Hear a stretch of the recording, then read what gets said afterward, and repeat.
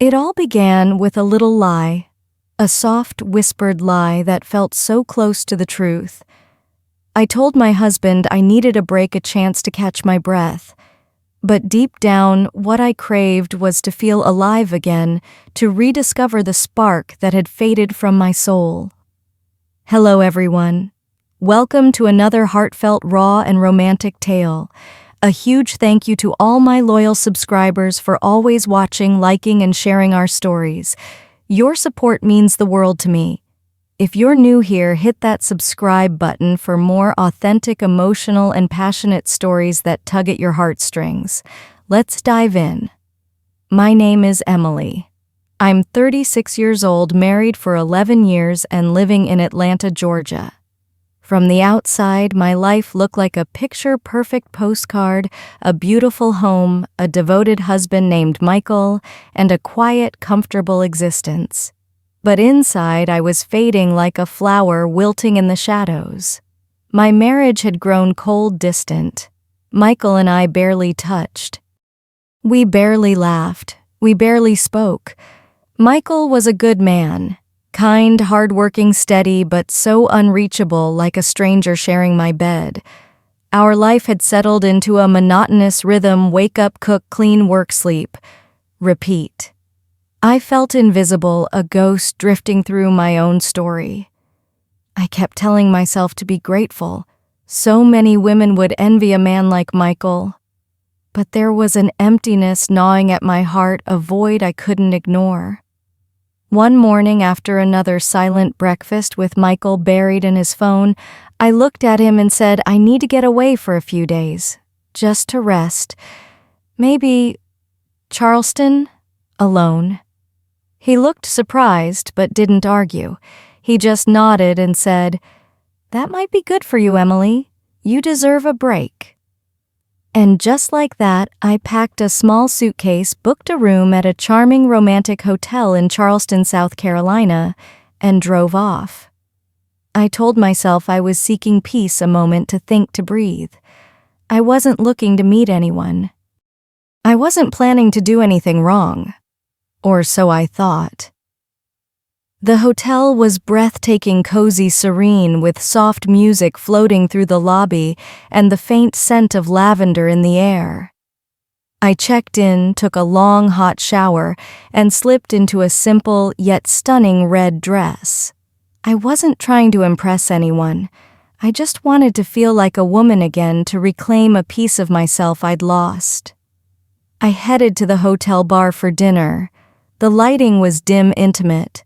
Soft jazz played in the background, wrapping the room in a warm embrace. I ordered a glass of red wine and sat by the window, gazing at the night outside.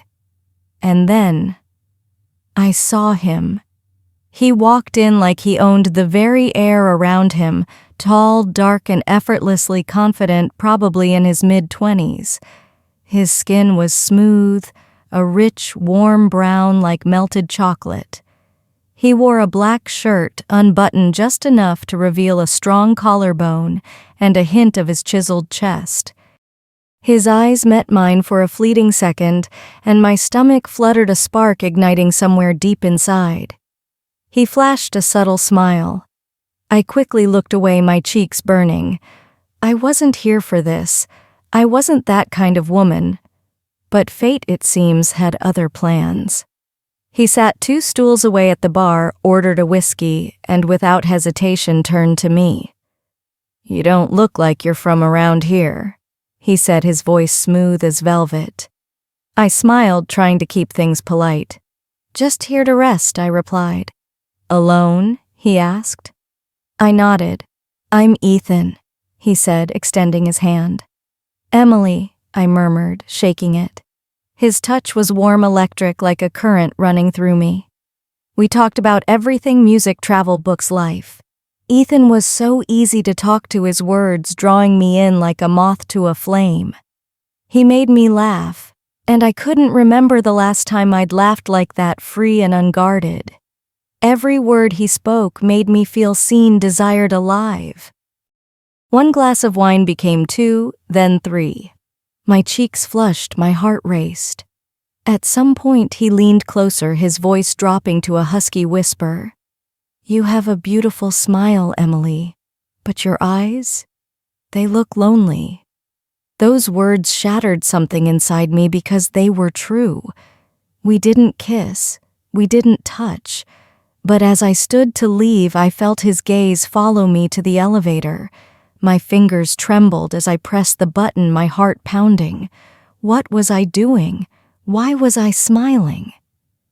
That night, alone in my hotel bed, I couldn't stop thinking about Ethan, his voice, his smile, his bold confidence. It wasn't love. It wasn't even lust. It was curiosity, a hunger born from years of starvation. I told myself I'd forget him by morning. I was so wrong. That moment that night was the beginning of everything. The next morning, I woke early before the sun even touched the windows. I stared at the ceiling, telling myself last night was nothing, just a drink, a conversation, a spark that would fade. But deep down, I knew better. Ethan's voice still echoed in my mind. His gaze still burned into me, as if I were the only woman in the world. My body was in that hotel bed, but my mind was back at the bar sitting beside him. I tried to shake it off. I took a walk, at breakfast by the pool, even tried reading a book, but nothing worked. Every part of me felt alive, electric, like I was waiting for something or someone. Around noon, I returned to my room. As I opened the door, I found a folded note on the floor.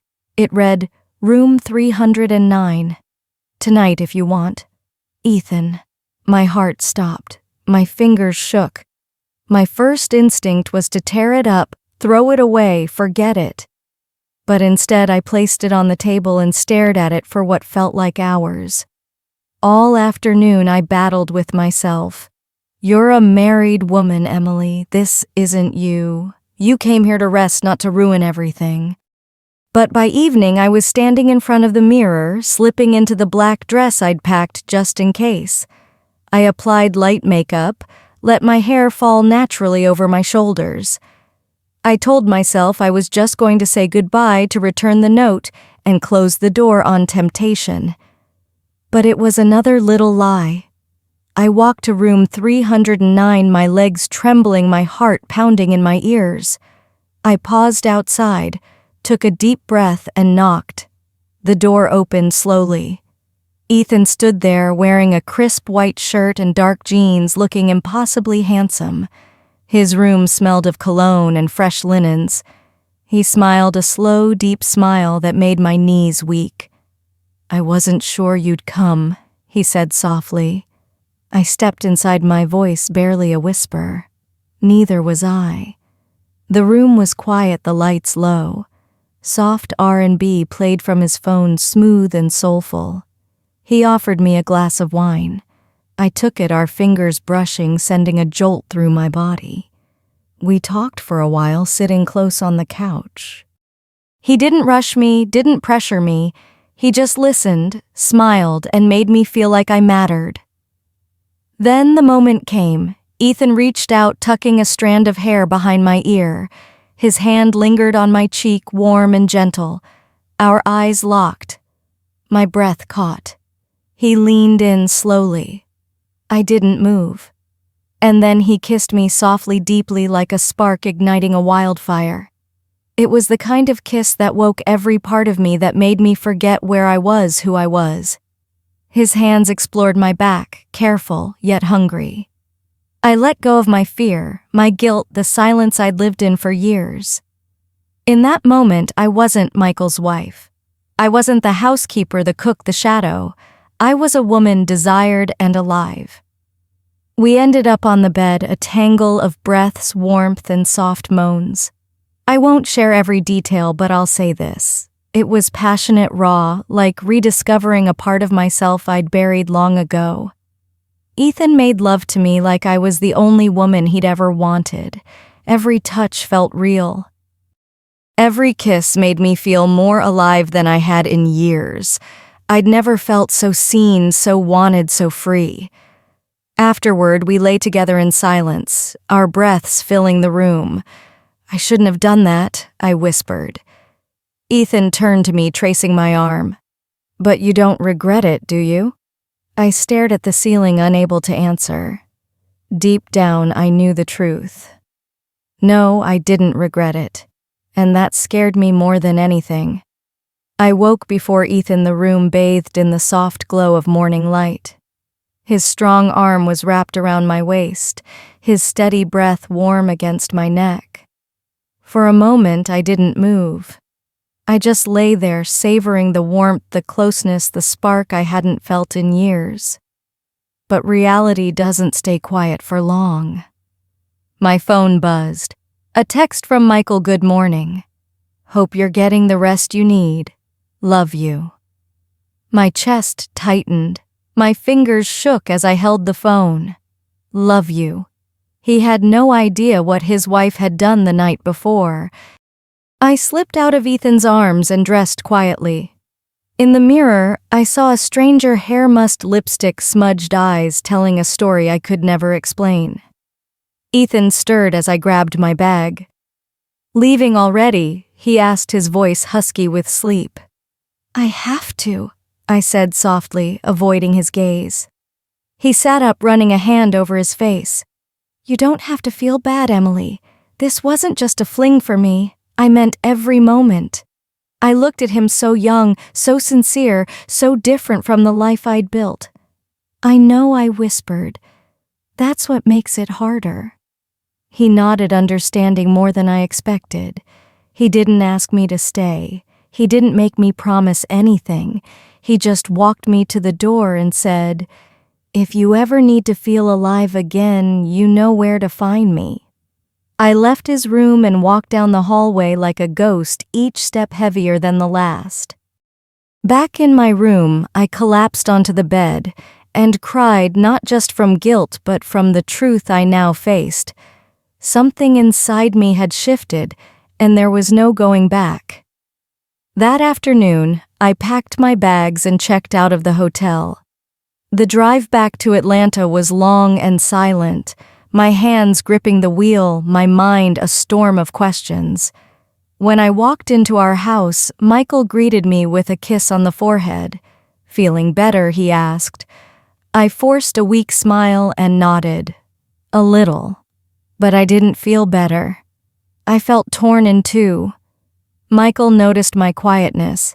He asked if I was okay. I told him I was just tired. That night he held me in bed, something he hadn't done in a long time. But instead of comfort, I felt guilt crushing my chest. How could I lie beside him after what I'd done? How could I keep pretending? But I didn't tell him. I buried the secret deep inside where only I could feel its burn. Days turned into weeks, then months. Life slipped back into its routine, cooking, cleaning, smiling when I had to. But something in me had changed forever. Ethan had awakened a part of me I thought was gone, a part that wanted to be touched, seen, desired. Sometimes I'd start texting him, not often, just enough to remember how it felt. He never pressured me, he just listened. And somehow that made it harder to let go. I tried to fix things with Michael. I tried to feel something again, but the silence between us only grew louder. Every time he touched me, it felt forced, like a stranger brushing past me in a crowd. One night, Michael surprised me with a candlelit dinner, wine, soft music, the works. I miss us, he said. I smiled, pretending to agree. But deep down, I knew he was searching for a version of me that no longer existed. Because once you taste something real, something that stirs your soul and sets your heart racing, it's hard to go back to pretending. And I was done pretending. Weeks turned into months. Life went on, the same routines, the same quiet house, the same polite smiles between Michael and me. On the surface, nothing had changed. But inside, I was different. I no longer saw Michael the same way, not because he was a bad man, but because I'd finally admitted what I'd denied for years. I wasn't truly happy. Ethan's name lingered in my heart like a song I couldn't forget. We kept in touch carefully, a text every few days, a thought of you on lonely nights. He never pushed, never asked for too much, and that made me miss him more. One Sunday morning, I was in the kitchen making coffee when Michael walked in holding his phone. He looked serious. "Emily," he said softly, "can we talk?" My stomach twisted. I nodded. He set the phone on the counter and turned the screen toward me. An open text message stared back at me, one I'd forgotten to delete. "I miss your voice." That night changed everything for me. Ethan. My blood ran cold. Michael's voice broke. Who is he? I didn't lie. I didn't even try. My lips trembled as I said his name. Ethan. I met him in Charleston. Michael stepped back like I'd struck him. So it's true. Tears spilled down my cheeks. Yes. He turned away, silent for a long time. I could feel the weight of his pain in the air. "I gave you everything," he whispered. "And I gave you all of me," I said softly. "But somewhere along the way we lost each other. Michael, I've been empty for years. I just never said it out loud." He looked at me with so much hurt it broke something inside me. "Then why didn't you leave?" he asked. I shook my head. Because I was scared. Because I thought being a good wife meant staying even if I was dying inside. We didn't speak for hours after that. He slept in the living room. I lay in bed, staring at the ceiling, knowing the truth was finally out. The next morning, Michael packed a small bag and left. He said he needed space. I didn't stop him. For the first time, we both understood this wasn't just about a mistake. It was about years of silence, a marriage that had slowly drifted into sleep. I sat alone in the living room for hours after he left. Then, with trembling hands, I picked up my phone and texted Ethan, "He knows." Seconds later, he replied, "Are you okay?" I stared at the message, and for the first time in a long time, I answered honestly, "No, but I will be." Months later, Michael and I filed for divorce. It was painful, but peaceful. We both agreed it was time to stop pretending. I moved into a small apartment alone. I started painting again, something I hadn't done since college. I began finding myself not just the woman I'd been for others, but the woman I'd always dreamed of being. And Ethan. He visited me one weekend. It wasn't as wild as that night in Charleston. It was gentle, real, filled with quiet moments and long conversations. We sat on my couch watching the rain outside. He held my hand and asked, "Would you do it all again?" I looked into his eyes and said, "Yes, because that night woke me up." He kissed my forehead and whispered, "Then don't waste any more time." That's how it started. A solo weekend, a spark in a hotel bar, a secret that became the turning point of my life. I didn't plan to fall for Ethan. I didn't plan to leave Michael. But life has a way of pushing you toward what you've been hiding from. And sometimes the hardest choice is the one that sets you free. It's been a year now. Ethan and I are still together in a way. He visits when he can. We talk, we laugh, we hold each other on cold nights. But the fire that once burned so brightly has softened. Life has a strange way of cooling even the deepest flames. I've learned something: love that begins in secret rarely stays whole in the light. Some nights I sit alone in my apartment, sipping wine, staring at old photos of Michael and me, our wedding day vacations, the laughter we once shared. Guilt washes over me, not just for what I did, but for what I lost. Michael wasn't perfect, but he was faithful. He believed in us even when I didn't. And I broke something the day I walked away, not just a vow, but a piece of myself I may never fully reclaim. Ethan was the fire I needed to feel alive again. But Michael was the man who stood by me when no one else did. Do I regret what I did? Yes. Not because I didn't feel something real with Ethan, but because I didn't tell Michael the truth until it was too late. Because sometimes in chasing freedom, you lose a piece of your soul. And though I've started over, there are nights I lie awake wondering what might have been if I'd spoken up sooner, tried harder, loved more honestly. That's the thing about infidelity. It gives you what you crave in the moment, but leaves a silence you carry forever. Thank you for listening to this story.